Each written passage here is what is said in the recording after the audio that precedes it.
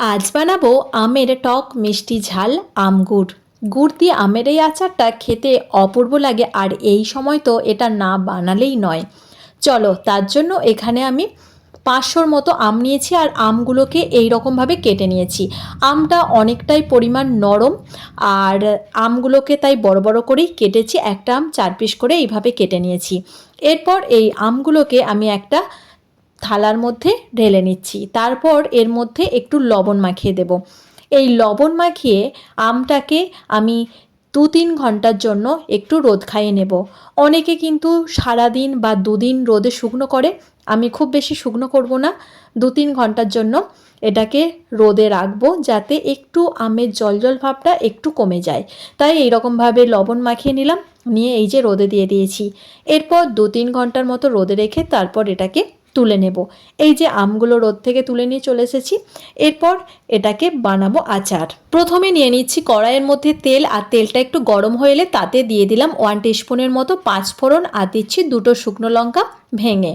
তারপর 5 ফোড়ন আর শুকনো লঙ্কাটা ভেজে নেব। যখন খুব সুন্দর একটা ভাজা ভাজা গন্ধ বেরোবে তখন দিয়ে দেব আমগুলো।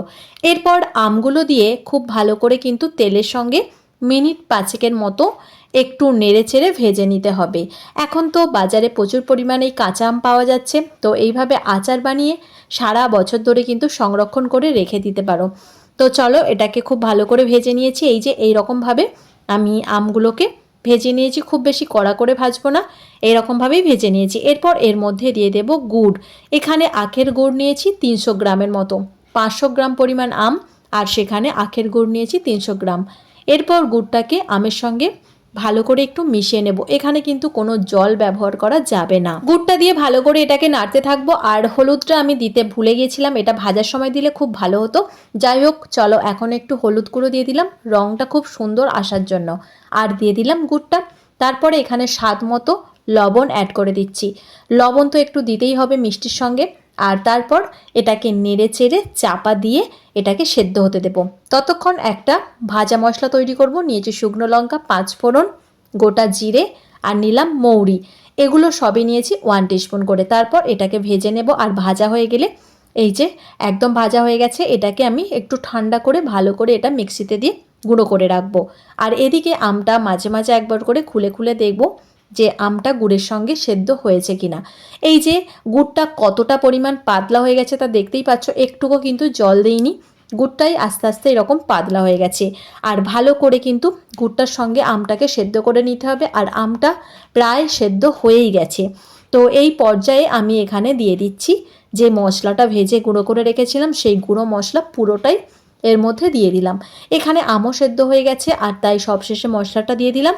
মশলাটা দেওয়ার পর মশলাটাকেও খুব ভালো করে আমের সঙ্গে কিন্তু মিশিয়ে নিতে হবে।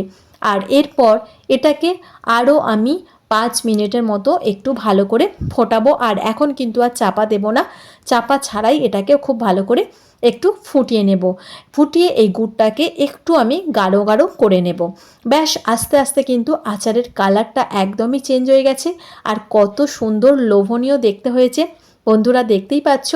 এই যে এই রকম পর্যায়ে আমি গ্যাসটা অফ করে রেখে ঠান্ডা করে নেব। একটু গুড়টা কিন্তু বসে যাবে। তো আমাদের একদম গুড়াম রেডি হয়ে গেল। এটা খেতে জাস্ট অপূর্ব, একদম টক ঝাল মিষ্টি মিষ্টি। আর একটু ঝাল ঝাল না হলে কিন্তু এই আচার খেতে ভালোও লাগে না। আর দেখো আমটা কত সুন্দরভাবে সেদ্ধ হয়েছে। আর আমি একটু আচারের মধ্যে একটু জুসি ভাব রেখেছি। এখানে তোমরা চাইলে কিন্তু গুড়টা আরও ফুটিয়ে শুকনো করে মেরেও নিতে পারো। তো আমার একটু জুসি জুসি আচার খেতে কিন্তু দারুণ লাগে। এই ভিডিওটি কেমন লাগলো অবশ্যই কমেন্টে জানিও। ভালো লাগলে লাইক কমেন্ট শেয়ার করে পাশে থেকো। ভিডিওটি দেখার জন্য জানাই অসংখ্য ধন্যবাদ।